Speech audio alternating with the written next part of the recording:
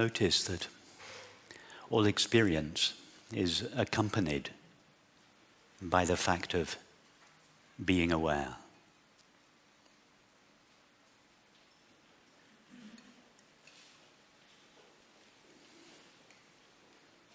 Whatever we are experiencing, we are aware of it.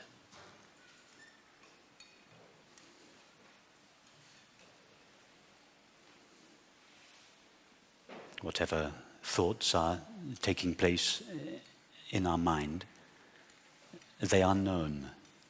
We are aware of them.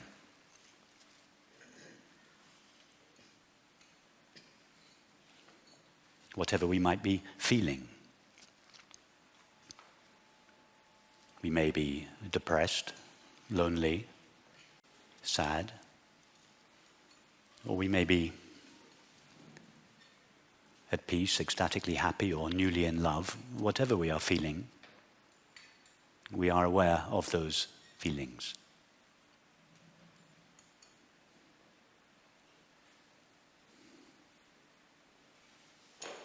Whatever we are perceiving, that is, whatever sights, sounds, tastes, textures, and smells are present, we are aware of them.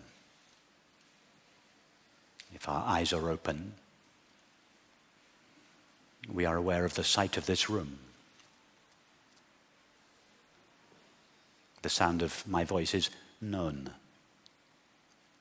So see that being aware or knowing accompanies all experience, irrespective of the content of experience.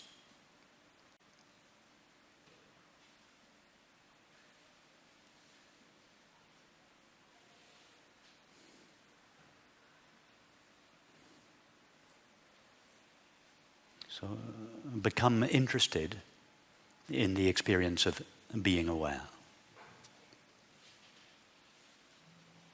Become interested in the knowing with which your experience is known.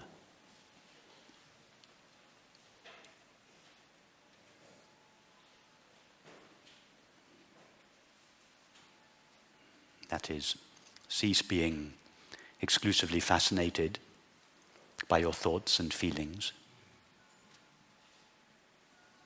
by your sensations and perceptions.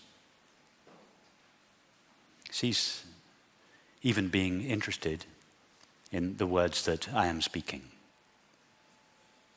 Be interested in that with which they are known. The awareness with which we are aware of them.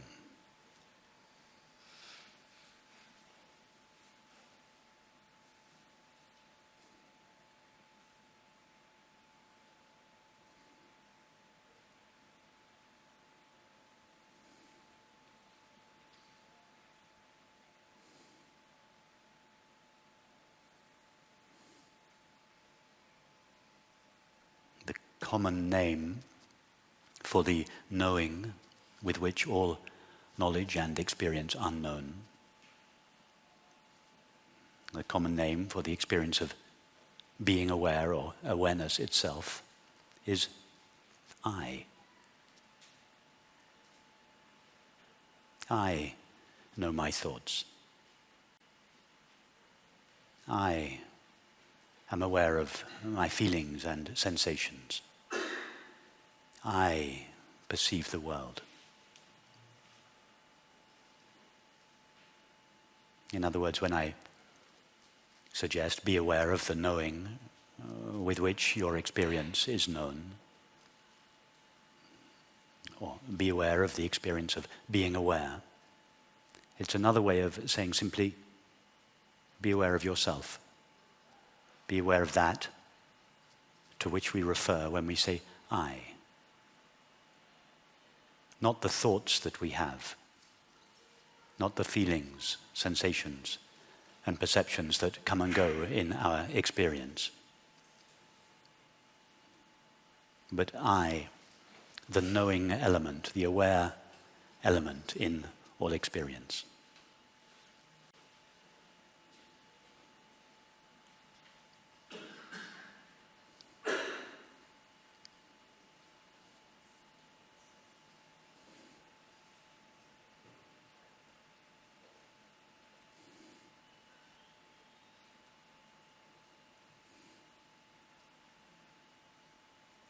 when I say become aware of yourself or become aware of the experience of being aware.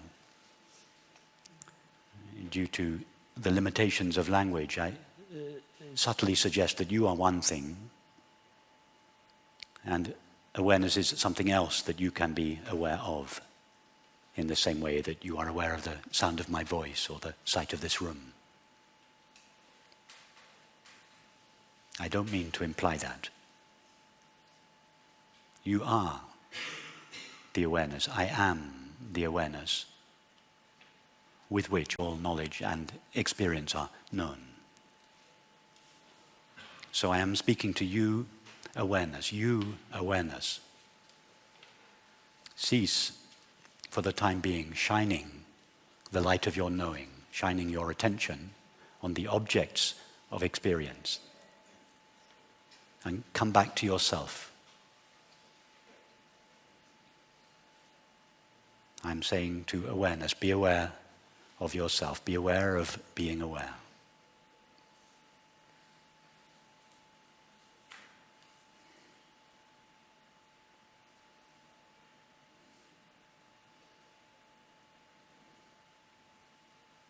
Awareness is knowledge of itself. Being aware of being aware is a unique experience. It is the only experience there is. The only experience there is that does not take place in subject-object relationship. The I that knows is the I that is known. The sun that illuminates is the sun that is illuminated.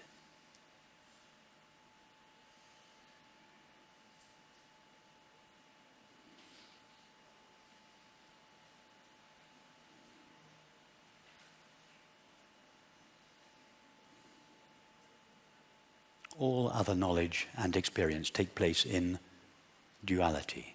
I know my thoughts. I love you. I perceive the tree. A subject knowing, feeling, or perceiving an object. But in this unique experience, awareness is knowledge of itself. The subject of the experience and the object of the experience are one.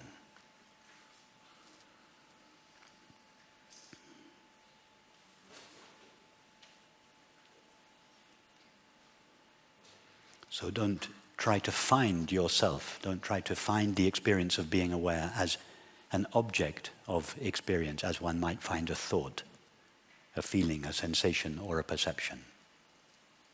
Just allow your attention to come back to rest in its source or essence.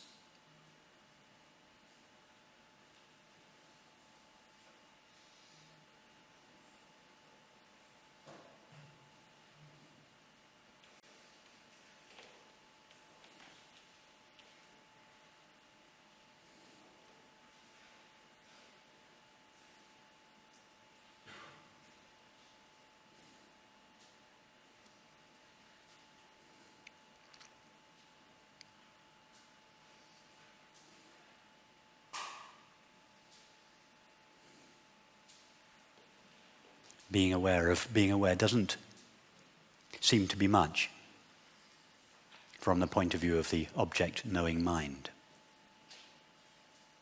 But if we are being aware of the experience of being aware, if we are knowing the knowing with which all knowledge and experience are known, we are engaged in the highest form of prayer or meditation there is.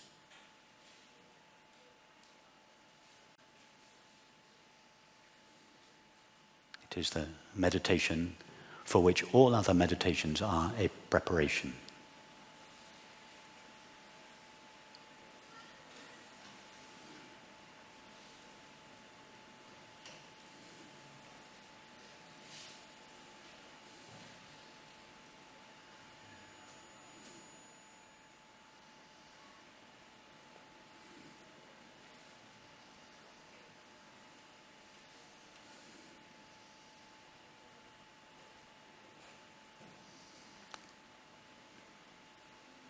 notice that the fact of being aware is the common element in all experience, the common factor in all knowledge and experience. It runs, so to speak, ever present throughout all changing experience.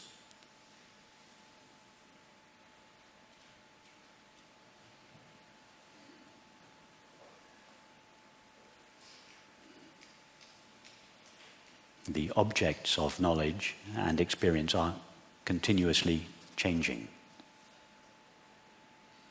Has anyone here ever had a thought, feeling, sensation or perception that didn't change, that didn't appear and at some point disappear?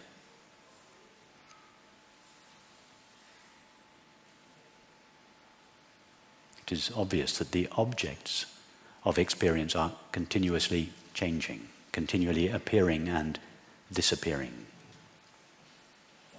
But the experience of being aware, or awareness itself, remains continuously present throughout all experience.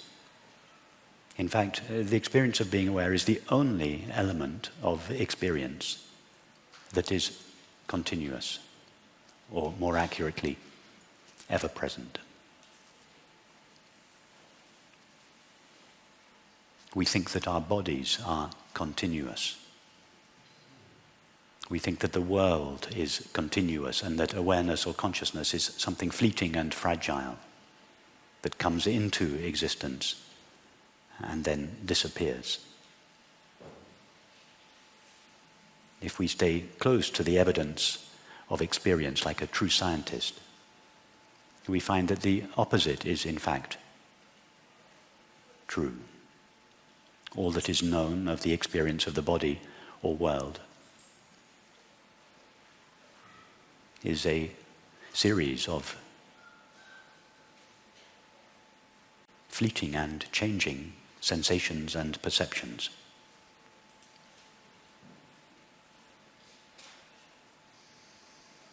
The experience of being aware is the only experience that remains continuously present. In other words, the body and the world borrow their apparent continuity from the ever-presence of awareness.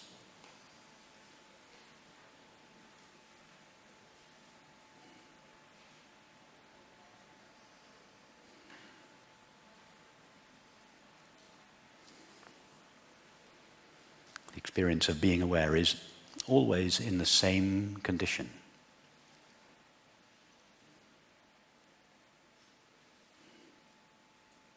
At breakfast this morning, whatever it is that was aware of your experience is in exactly the same condition as whatever it is that is currently aware of your experience. All your thoughts, images, feelings, sensations and perceptions have changed numerous times since breakfast this morning. But being aware has remained constant throughout.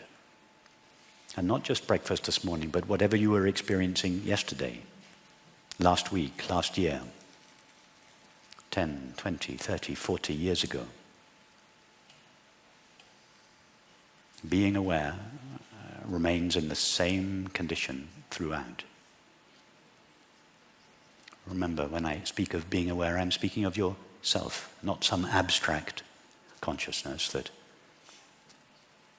the Buddha or Ramana Maharshi had some special access to. I'm speaking of the very awareness with which each of us is now aware of our experience, commonly known as I, myself.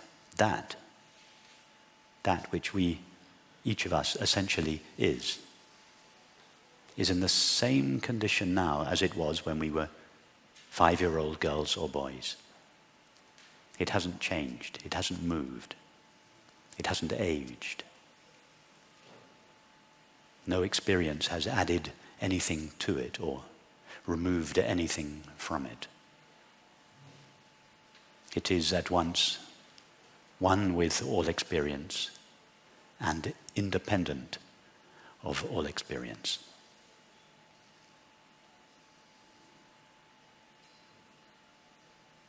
Like the space of this room, it touches intimately everything that appears within it, but is utterly free from whatever appears within it.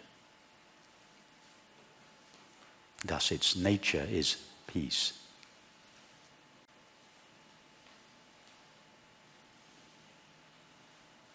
It stands to gain nothing nor lose anything from experience. It is inherently or innately fulfilled.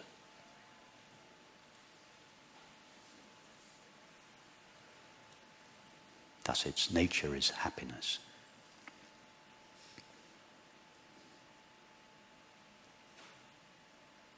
When I say its nature, I mean your nature. You're the essence of your own mind. Is innately peaceful, innately fulfilled, not as a result of any particular experience, but a peace that is prior to all experience.